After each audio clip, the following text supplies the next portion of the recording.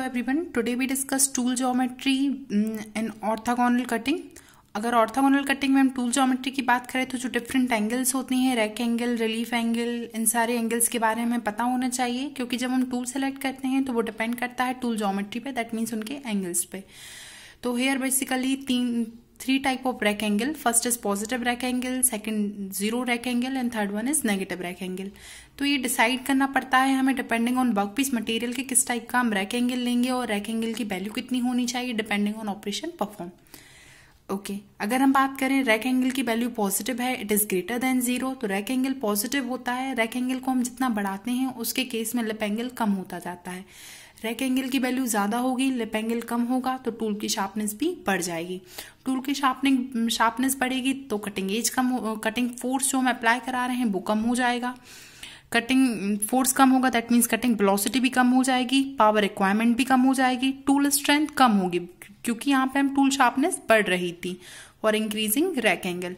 Tool की strength कम हो रही है, टूल शार्पनेस बढ़ रही है, तो टूल पे जो स्ट्रेस इंड्यूस हो रही है उसकी वैल्यू भी बढ़ जाएगी. टूल पे स्ट्रेस की वैल्यू बढ़ जाएगी तो टूल लाइफ कम हो जाएगी और साथ ही साथ जो आपका हीट ट्रांसफर एरिया है वो भी डिक्रीज हो जाएगा, बिकॉज यहाँ टूल लाइफ भी कम हो रही है.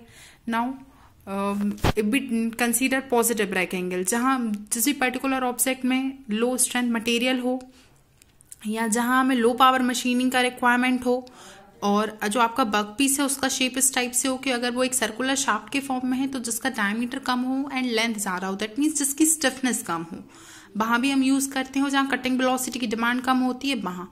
तो ओवरऑल जो पॉजिटिव रेक एंगल होता है ये हमारा डक्टाइल टाइप के जो मटीरियल होते हैं वहाँ यूज़ करते हैं. Now negative rake angle. Negative rake angle is just opposite to positive rake angle, जहाँ स्ट्रेंथ मटेरियल ज़्यादा होती है या पावर रिक्वायरमेंट ज़्यादा होती है, stiffness of shaft, that means जहाँ पर डायमीटर ज़्यादा है और लेंथ कम है, या कटिंग वेलोसिटी की रिक्वायरमेंट ज़्यादा है. तो ओवरऑल हम ये कह सकते हैं कि जो हमारा नेगेटिव रेक एंगल है ये यूज़ किया जाता है ब्रिटल मटेरियल में. जब हम पॉजिटिव रेक एंगल की बात कर रहे थे तो हमने कहा था डक्टाइल मटेरियल. अब इनके मीडियम केस में जब ना तो आपका ऑब्जेक्ट एग्जैक्ट डक्टाइल हो और एग्जैक्ट ब्रिटल हो, तो मीडियम केस में हम यूज़ करते हैं जीरो रेक एंगल. ये मेनली यूज़ किया जाता है फॉर्मिंग के लिए, जहाँ भी हम जैसे टूल फॉर्म करते हैं, फॉर एग्जांपल हम गियर, थ्रेड, मिलिंग, इन सब में जब हम फॉर्मिंग की बात करते हैं जहाँ पर टूल स्ट्रेंथ मीडियम चाहिए होती है, वहाँ यूज़ करते हैं हम रेक एंगल. तो मेनली जो ब्रास और आपका कास्ट आयरन होता है they have a ductile and brittle material, but वहाँ हम यूज़